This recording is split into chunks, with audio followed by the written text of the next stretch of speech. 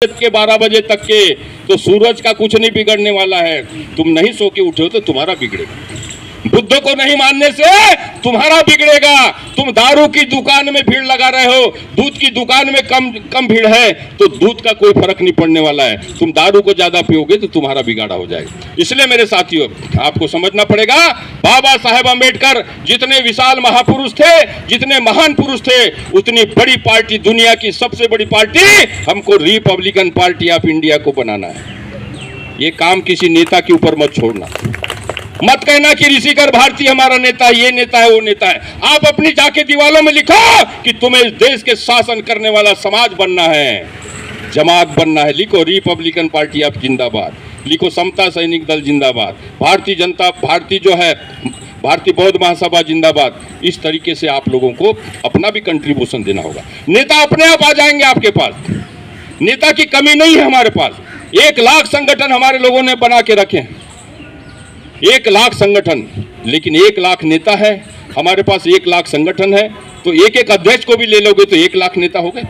नेता की कमी नहीं है, संगठन की कमी नहीं है, हमारे पास दृष्टि की कमी है कि हम अपने आदमी को पहचान नहीं पा रहे। वो दृष्टि जो है, गौतम बुद्ध ने बताया, सम्यक दृष्टि होना चाहिए। सम्यक दृष्टि जो महाराष्ट्र से आए हैं, जो बौद्ध को मानने वाले लोग हैं, उनको पता होगा कि सम्यक दृष्टि किसको कहते हैं। आपकी दृष्टि का दोष है कि आप अपने नेता को नहीं मान सकते। मैं नरेंद्र मोदी से बड़ा नेता हूं, लेकिन मेरे लोग ही नहीं मानेंगे तो मैं काहे का नेता हूं भाई। एक झूठा आदमी को आरएसएस ने बोल दिया कि नरेंद्र मोदी तू दुनिया का सबसे झूठा आदमी है, तू सबसे लुच्चा आदमी है और तेरे को हम प्रधानमंत्री बनाएंगे। तो उसने कहा भैया मैं तो झूठा आदमी हूं। उसने बोला हमको झूठा ही आदमी चाहिए, तो उसको बना दिया। और वो क्या कर रहा है, वो बोल रहा है जितना झूठ बोलना है, सवेरे से शाम तक के, रात के 12-1 बजे तक 18 घंटे काम करता है और उसको 1000 झूठ बोलने का ठेका मिला है। 1000 बार झूठ बोलो और एक भी कम हो गया तो तुम्हारा पत्ता साफ है। तो रोज वो 1000 झूठ बोलता है और इस देश में उसको नारा लगाने वाले 500-500 रुपए देकर जो है मोदी मोदी चिल्लाने वाले लोग पूरे मीडिया के अंदर बैठे हुए। 500 रुपए दो और जो को कुत्ता को कोलिया बोल दो, बेंद्राला भालू बोल दो और जिसको चाहे उसको बोल दो। तो ये जो है हो रहा है इस देश के अंदर, उल्टा पुल्टा काम है। उल्टा खोपड़ी वाले इस देश के अंदर जो है, ये काली टोपी वाले जो आरएसएस के जो लोग हैं, वो इस देश की गद्दी पर बैठ गए।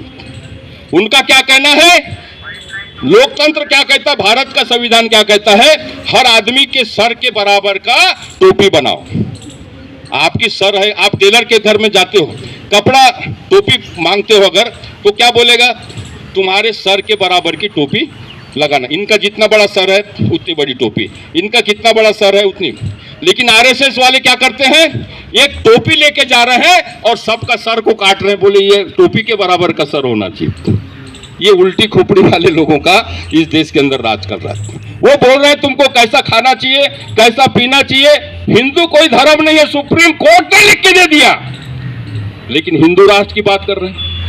अरे भाई, मैं शंकराचार्य से पूछ रहा हूं, शंकराचार्य जी बताइए, आप चारों शंकराचार्य मिलके, कि आप सतयुग में कहां पे हिंदू थे, द्वापर में हिंदू नहीं थे, आप जो है त्रेता युग में हिंदू नहीं थे, तो फिर आप हिंदू कैसे, मेरे को हिंदू कैसे मान रहे हो आप। लेकिन चल रहा है मैं भी हिंदू हूं, आप भी हिंदू हूं।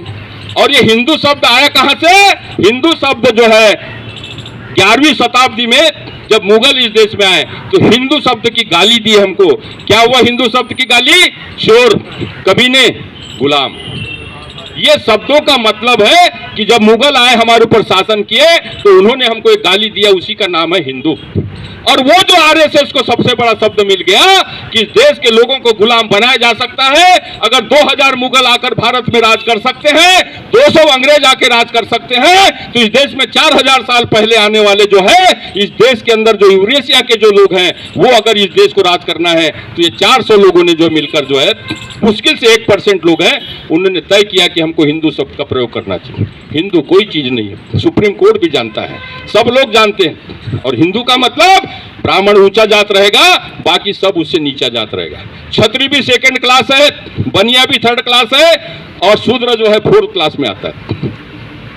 ब्राह्मण 1st क्लास है और ब्राह्मण समाज की महिलाएं भी पैर की जूती मानी जाएगी। ये उनको शूद्र, गवाल, ढोल, पशु, नारी, ये सब ताड़न के अधिकारी माना जाएगा। तो ऐसी व्यवस्था को हमको मानना चाहिए। हथेली का मुंह देखना पाप है, ऐसा कोई कहना चाहिए? किसी चमार को, किसी इसको अछूत को, किसी अनुसूचित जाति को अछूत होना चाहिए, इस बात को आज माना जाना चाहिए? ये बाबा साहब अम्बेडकर ने तमाम चीजों को समाप्त कर दिया। ब्राह्मण को भी शासन भारत में रहने का अधिकार है, मुसलमान को भी है, ईसाई को भी, सब अपने धर्म के असूल। ये धर्मनिरपेक्ष भारत राष्ट्र है, ये हिंदू राष्ट्र नहीं है। लेकिन आज जो है भारत का संविधान जो आज हमको बोलता है, भारत के संविधान में बाबा साहब ने जानबूझकर अनुच्छेद 1 में लिख दिया कि भारत का नाम जो है that is India, India that is Bharat. इसका शब्द जो है हिंदुस्तान नहीं होगा, इसका अर्थ जो है पाकिस्तान नहीं होगा, इसका अर्थ जो है खालिस्तान नहीं होगा, किसी धर्म और जाति के आधार पर राष्ट्र नहीं बनाया जाएगा। लेकिन आज क्या हो रहा है, हमको जबरदस्ती कहा जा रहा है तुम हिंदू, वोट देने के लिए हमको हिंदू कहा जा रहा है, मुसलमान से दंगा करवाने के लिए हिंदू कहा जा रहा है, और उनके जो मंदिर में दान देने के लिए हिंदू कहा जा रहा है। और इतना ही नहीं तो बल्कि जो है हमारी जो तमाम जो प्रकार की जो आज हमारी मालकियत है उसको अपने मालकियत बनाने के लिए हिंदू कहा जा रहा है। लेकिन जब अधिकार की बात आती है तो फिर तुम चमार हो जाते हो, तुम नीच हो जाते हो, तुम कोष्टा हो जाते हो, आदिवासी हो जाते हो। ये तमाम संकट हमारे सामने आते हैं। इसलिए आप सबको हमारा कहना है, आज हम जो करने जा रहे हैं वो क्या करने जा रहे हैं साथियों, ये बात हमने बताया कि देश के अंदर हर 5 मिनट में 500 लड़कियों के ऊपर जो है रेप हो जाता है, जिसमें 6 साल की लड़कियां भी रहती हैं, 7 साल की लड़कियों के ऊपर होता है, और हर समाज की लड़कियों के होता है। ठीक है, अभी जो है मजदूर किसान गरीब वर्ग को हो रहा होगा, लेकिन ब्राह्मण घर में होता है तो किसी को नहीं बताते।